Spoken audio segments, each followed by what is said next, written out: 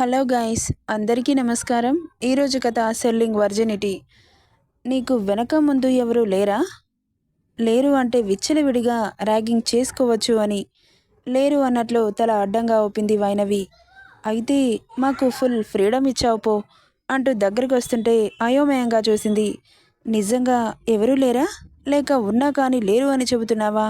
Boy friend కూడా లేడా అంటుంటే మౌర్య గుర్తొచ్చాడు. కానీ ఇప్పుడు ఆయన ఒక రాష్ట్రాన్ని శాసించే సీఎం. ఆయన అధికారాన్ని వాడుకోలేను అనుకుంటూ ఎవరు లేరు మేడం అనింది. అయితే నిన్ను ఏమైనా చేసుకోవచ్చుగా. మీరేం మాట్లాడుతున్నారో నాకు అర్థం కావట్లేదు అంటుంటే, చెబుతాను, నీకు అర్థమయ్యేలా నేను చెబుతాను. నువ్వేం చేస్తావంటే క్లాస్కి వచ్చి రాగానే తెగ బిల్డప్ ఇస్తున్నావుగా. ఆ బిల్డప్ అంతా మాయమైపోవడానికి నా దగ్గర ఒక మంచి ఐడియా ఉంది. ఏంటంటే, నువ్వు వేసుకున్న డ్రెస్ మీద చున్నీ లేకుండా ఈ రోజంతా ఇలాగే తిరగాలి. రేపటి నుండి ఇలాంటి చుడిదార్స్ వేసుకొచ్చావనుకో, అందరి ముందు నీ డ్రెస్ని విప్పేస్తాను అంటుంటే, షడాప్ అంటూ అరిచింది వైనవి. ఒక్కసారిగా మ్యాగీ కళ్ళు పెద్దవయ్యాయి. ఇంత ధైర్యం ఇలా వచ్చింది అని. ఏంటి ఊరుకుంటున్నాను కదా అని ఎక్కువ మాట్లాడుతున్నావు? నేను నీకు రెస్పెక్ట్ ఇస్తున్నాను కాబట్టి నీ ఇష్టానికి మాట్లాడుతున్నావు.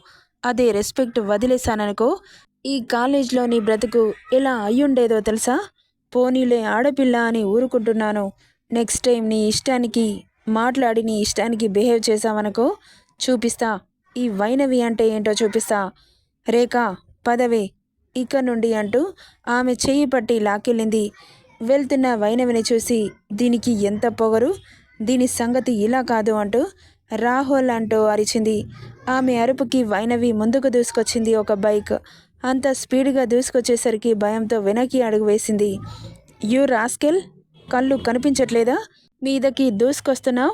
ప్రిన్సిపల్కి కంప్లైంట్ చేశానంటే నిన్ను ఈ కాలేజ్ నుండి సస్పెండ్ చేస్తారు అంటూ అరుస్తుంటే ఎదురుగా ఉన్నవాడు కళ్ళకున్న గాగుల్స్ తీస్తూ వెకిలిగా నవ్వుతూ, ఏంటి నన్ను సస్పెండ్ చేయిస్తావా?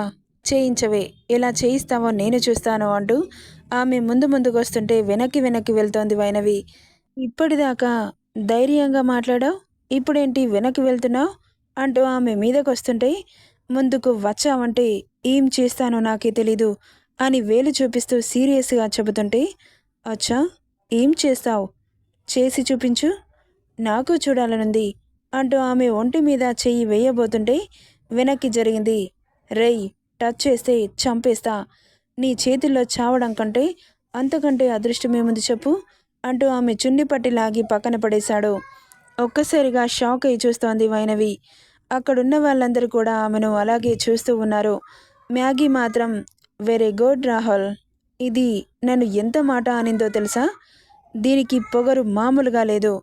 చున్నీ కాదు, దీని ఒంటి మీద ఏం లేకుండా కాలేజ్ మొత్తం తిప్పిస్తే దీని పొగరు అణుగుతుంది అంటుంటే, వద్దు, నా బేబీ అలా బట్టలు లేకుండా ఉంటే నేను చూడలేను, ఇలా చూస్తుంటేనే చూడలేకపోతున్నాను అంటూ ఆమె శరీరాన్ని పైనుండి కింది వరకు స్కాన్ చేస్తూ మాట్లాడుతుంటే ఆమె చేతులతో తన గుండెలని కప్పుకుంటూ, రేయ్, నన్నేదైనా చేస్తే నీ గతి ఏమవుతుందో తెలుసా అని బాధగా అంటుంటే, అవునా, ఏమవుతుంది అంటూ దగ్గరకొస్తూ ఆమె చెస్ట్ మీద చెయ్యి వేయబోతుంటే వాడి గుండెల మీద చెయ్యి పెట్టి వెనక్కి తోసి, ఇంకొకసారి టచ్ చేస్తే చంపేస్తా అంటూ తన హ్యాండ్ బ్యాగ్లో ఉన్న కత్తి తీసి వాళ్ళని బెదిరిస్తుంటే ఆమె చేతిలో ఉన్న కత్తి చూసి నవ్వుతున్నారు ఎగతాళిగా. ఇది మనల్ని చంపేస్తుందంట, దాని చేతిలో ఉన్న నైఫ్ చూసారా ఎంతుందో అని పగలబడి నవ్వుతుంటే ఆమె కళ్ళల్లో నీళ్లు తిరిగి చెంపల మీదకి జారుతున్నాయి. ఇక వాళ్ళని ఎలాగైనా తప్పించుకొని వెళ్ళిపోవాలని అక్కడి నుండి తప్పించుకుంటుంటే, ఎక్కడికి పోతావి అని ఆమె చెయ్యి పట్టి మీదకి లాక్కున్నాడు. మా నుండి తప్పించుకొని వెళ్ళిపోతాను అనుకుంటున్నావా? అస్సలు వెళ్ళనివ్వమంటూ ఆమె నడుం మీద చేయి వేసి గట్టిగా నొక్కుతుంటే కోపంతో ఆమె చేతిలో ఉన్న కత్తి వాడి హ్యాండ్కి పొడిచింది. ఆ అంటూ అరిచి ఆమెను వదిలిపెట్టాడు. అదే అదునుగా చూసి అక్కడి నుండి పారిపోయింది. ఇక తను వెళ్ళేసరికి కారుతో రెడీగా ఉన్నాడు డ్రైవర్. ధైర్యంగా అనిపించి కారెక్కి కూర్చుంది. ఆమె కూర్చోవడంతో కారు స్టార్ట్ చేసుకొని అక్కడి నుండి దూసుకెళ్ళిపోయింది. వైనవి సీటు వెనక్కి వాలి కళ్ళు మూసుకుంది. కాలేజ్లో జరిగింది గుర్తొస్తుంటే తెలియకుండానే భయం పెరిగిపోయింది. ఈరోజు ఒక్కరోజు ఎలాగోలా తప్పించుకున్నాను, రేపటి నుండి ఎలా తప్పించుకోవాలి అని ఆలోచిస్తుండగా, ఏమైందమ్మా, కాలేజీలో అంతా బాగానే ఉందా అని అడిగాడు డ్రైవర్. ఇదేంటి ఈయన ఇలా అడిగారు? డ్రైవర్కి డౌట్ వచ్చింది అంటే మౌర్య సార్కి ఖచ్చితంగా డౌట్ వస్తుంది. అమ్మో, నేను నార్మల్గా ఉండాలి, ఎందుకంటే అతను సీఎం, ఎన్నో బాధ్యతలు అతని మీదున్నాయి. ఇప్పుడు నేను కొత్త ప్రాబ్లంని అవ్వలేను, నా ప్రాబ్లమ్స్ని నేనే సాల్వ్ చేసుకుంటాను అనుకుంటూ, పర్వాలేదు బాబాయ్ గారు, బానే ఉంది అనింది. రాణి నవ్వుని పులుముకొని, సార్ ఇంటికి వచ్చేశారా అని అడిగింది. లేదమ్మా, ఆయన ఇప్పుడెందుకు వస్తారో, ఈరోజు ఏదో పని మీద బయటకెళ్లారో, అసలు వస్తారో రారో కూడా తెలీదు అనగానే దిగులు కమ్మేసింది. కాలేజీలో జరిగింది అతనికి చెప్పకపోయినా కనీసం ఆయనని చూస్తేనైనా ధైర్యంగా అనిపిస్తుంది. కానీ ఈరోజు అతను రాడు అని చెప్పడంతో ఎందుకో బాధగా మారిపోయింది మనసంతా. ఇక ఇల్లు రావడంతో పోర్టికోలో కారు ఆగింది. కారు దిగి లోపలికెళ్ళింది వైనవి. సరాసరి తల్లి రూమ్కెళ్ళింది. అమ్మా, ఏం చేస్తున్నావు? ఏం లేదమ్మా, ఇటు పొద్దుపోవడం లేదు, మేడ్ టీవీ ఆన్ చేసి వెళ్ళింది, చూస్తున్నాను. సరే కానీ నువ్వెక్కడికెళ్ళావు?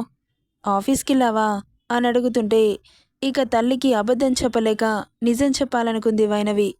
అమ్మా, నీకు విషయం చెప్పాలి అంటుంటే, ఏంటమ్మా?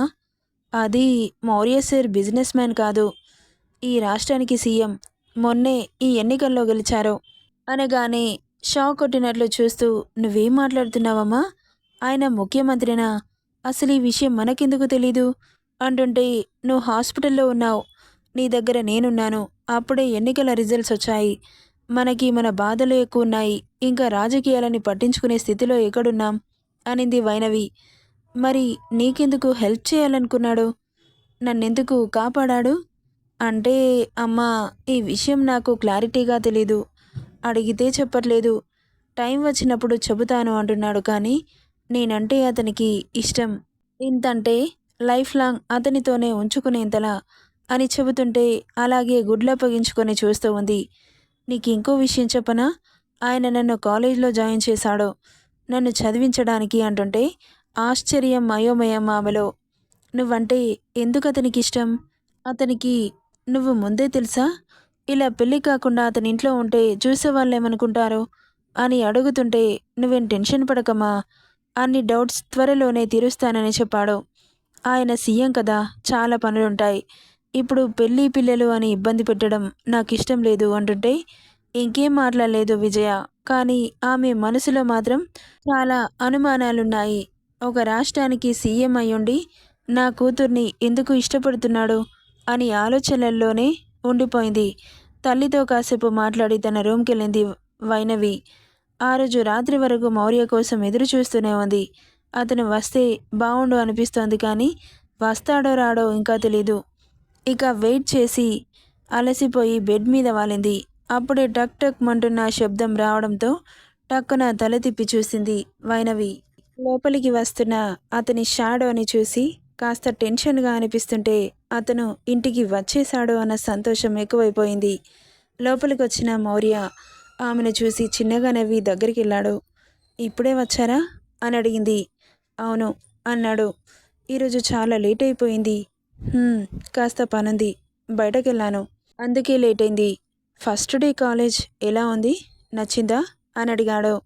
ఆమె బుగ్గపై చేయి పెట్టి కాలేజ్లో జరిగింది రీళ్ళ ఆమె కళ్ళ ముందు కదలాడేసరికి ఒక్కసారిగా ఒళ్ళు జల్లుమంది. ఏమైంది, ఎనీ ప్రాబ్లం అని అడుగుతుంటే, అమ్మో, ఆయనకి డౌట్ వస్తోంది. ఏం లేదండి, చాలా బాగుంది, కాలేజ్ నాకు చాలా బాగా నచ్చింది అని నవ్వింది.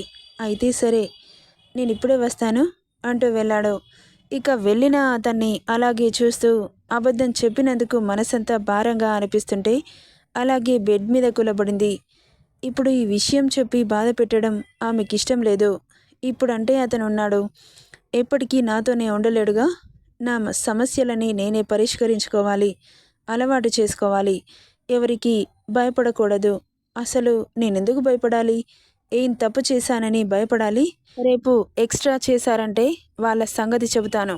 ముందుగా పెప్పర్ స్ప్రే, ఇంతకంటే పెద్ద కత్తి కూడా పెట్టుకోవాలి అని ఆలోచిస్తుండగానే ఆమె భుజం మీద చేయి పడింది. తల తిప్పి అతన్ని చూసి, మీరు ఇక్కడే ఉండండి, మీకోసం డిన్నర్ తీసుకొస్తాను అని వెళ్తుంటే ఆమె చేయి పట్టి వెనక్కి లాగాడు. అలా లాగగానే అతని దృఢమైన ఛాతీకి తగిలింది. ఇక అతని చూపులకి తాళలేక కళ్ళు కిందకి వాలిపోతుంటే, ప్లీజ్ అండి, దేనికి ప్లీజ్ అంటూ ఆమె చుబుకం పట్టి పైకన్నాడు. లుక్ ఎట్ మీ అనగానే కళ్ళు మాత్రమే పైకెత్తి చూసింది. ఎక్కడికి వెళ్తున్నావు? మీకు డిన్నర్ తీసుకొస్తాను. అవసరం లేదు, ఆల్రెడీ తినేసి వచ్చాను. నిజమా? నిజంగా నిజం. నువ్వు తిన్నావా? తినేశాను సార్. తినకపోతే మీరు ఊరుకుంటారా అంటుంటే నవ్వి ఆమెను ఎత్తుకున్నాడు. దించండి అని బెదురుగా చెబుతుంటే, నువ్వేంటి ఇంత లైట్ వెయిట్గా ఉన్నావు, తినవా అని అడిగాడు. తింటాను అనేది. తింటే ఇంత వెయిట్లెస్గా ఉన్నావేంటి అని మాటల్లో పెట్టి ఎక్కడికి తీసుకెళ్తున్నాడో గ్రహించలేదు వైనవి. నెక్స్ట్ పార్ట్లో ఏం జరుగుతుందో చూద్దాం. ఈ స్టోరీ ఎలా ఉందో కామెంట్ చేయండి guys. Thank you for listening.